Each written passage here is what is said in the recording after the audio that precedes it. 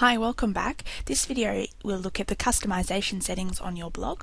So the first thing you need to do is go to www.blogger.com and sign in with your username and password.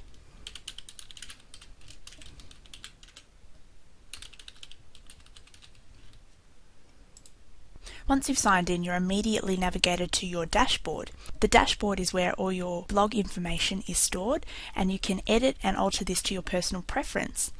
So we will look at editing our profile using all the links on the left hand side, and how we create posts and edit posts. The first thing we're going to do is edit our personal privacy settings. So we click on Edit Profile. In your profile, you can include as much or as little information about yourself as you like. So you can select to show your full real name, or you could have an alias or an avatar for online purposes.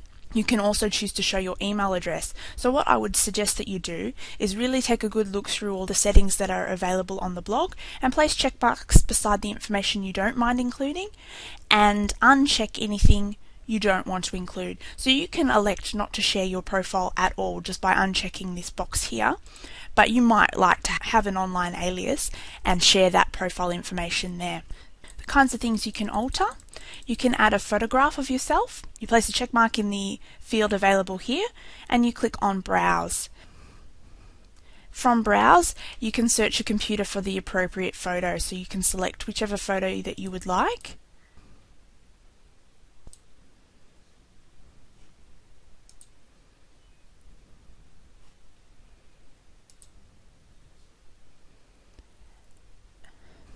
Clicking Open, and add it to your profile. Anyone who visits your blog will be able to see your photograph on one of the navigational panels of your blog. As you can see here, I haven't specified a gender or a birthday because I wish to keep those details private. You may not. You might like to have birthday wishes on your birthday. You can include that information if you want to. You can also add URLs for other websites that you may be a part of building or that you own. And then in extended info, you can add your interests and about yourself, your favourite movies, music, books. These can all become connecting points for other people. So by including this information, you might find other people that are interested in the same things. When you finish filling out your form, you just click Save Profile. And then my settings have been saved. Remember, you can change this at any time. So if there's something that you don't want to include, you can go back and remove the information you've added or alter it in any way. Just don't forget to press Save Profile at the end. Okay, so that is a brief look at some of the privacy settings. Now, to go back to our dashboard, you need to use the dashboard link on the top right hand side of the page. So the next thing we're going to do is look at design. If you want to alter the design of your blog, so you can customize the colors of your background, the images that appear in your background, the setout of your blog, so where the bulk of your information may sit, and if you'd like to include extra gadgets, this can all be edited in the Design tab. So by clicking Design here, as you can see, you can add and arrange any kind of page elements that you like. What is really great about Blogger is you can add gadgets. Gadgets are things like calendars, clocks, any little sort of fun thing that you'd like to include on the side of your blog, polls for people to answer questions. You can choose any of the range available in Blogger and add them to your blog. So it might be a fun idea of one afternoon to sit there and sort of have a browse through at the kinds of things that you want to put up there. And then once you like something, you just click the Add button. What we're going to do today is the Template Designer.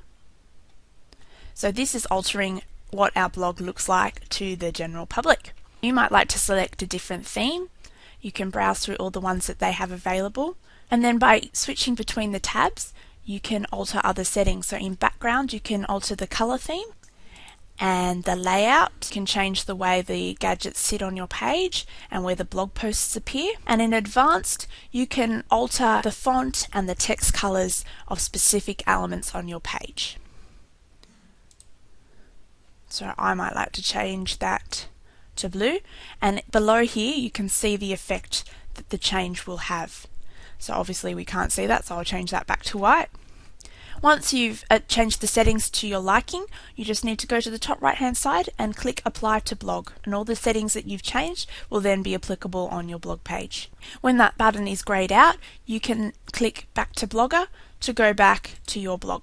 While you're getting to know your blog account, it is a nice idea to really explore some of these tabs and see what kind of settings are available and what you can alter. It's a good way to get a real feel for the kind of technology that you're using. So I will click on settings very briefly. These are important, these settings, because they also do control some of the privacy on your blog. As you can see, there's a component here that you can add your blog to our listings. What this means is Blogger will display your blog to other people and it will be available through other blogs. The other thing that you might want to pay attention to is let search engines find my blog. So what happens here is if somebody searches for key terms that are contained in your blog, a search engine will find it if this is selected as yes. If you select no, a search engine will not find your blog, and you can keep that completely private. Once you've altered the settings, just click Save Settings right down the bottom and all the changes you've made will be saved. Finally, we'll get to it making our first post. Again, click back on the dashboard link. The other thing that is displayed on our dashboard is a list of the blogs that we have. So you might like to set up more than one blog. As you can see, there are 9 blogs in this account used for different things. That means you don't need to make a new account every time you want to start a new blog about a different topic. So to make a new post, you just click New Post. And as you can see, we get an editing box with all the functionalities of something like a Word document. So you can add a title,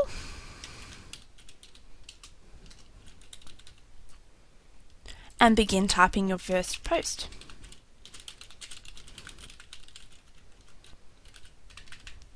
And what you can also do is add links.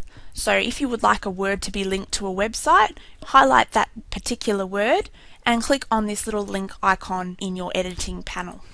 Then you can just paste in a URL. Okay. And you know it's linked because it becomes blue and underlined. You can also do pretty much anything that you can in Word, so you can make words bold, you can change the font and the layout, so you might like to have everything center aligned, and you can change the color of the text. To add an image, you just need to click on the Add an Image link, and you can select whether you want to add an image from your own computer, a photo that you've taken maybe, or you can also elect to add an image from a website. So to add an image from your computer, click Browse, select the file, click Open, and select how you want the image to be arranged on your page. So you can have it left justified, or you can have it in the center of your blog. And I usually select small so it doesn't take too much space on the page. And then you click Upload Image. And there it is. You can easily remove the picture by clicking on it and hitting backspace or delete, and you can also resize it according to your specifications. It sometimes isn't easy to move the image around. It hasn't got click and drag capabilities, but you can use the spacebar. It's a good idea when you're making a post to add the image last. Once you're happy with the way your post is presented, you click Publish Post. Once your post is published, you might like to go and view your blog and see how it's looking. With your blog, the most recent post is the post that is displayed on your home page. So every time you make a new post, the older post that was previously displayed goes back into your archives, and your new post is displayed on your home screen. If you discover there's a spelling error or something you'd like to alter in a post that you've made, you can click on Edit Posts, select the offending post, and edit or delete it as you will. To delete a post, place a check mark in the one that you wish to delete and click Delete. So that concludes our session for today. Have a play around, really explore the functions of your blog just to get to know the technology that you're using, and just remember to email or call me if you have any trouble. I'm quite happy to help you over the phone.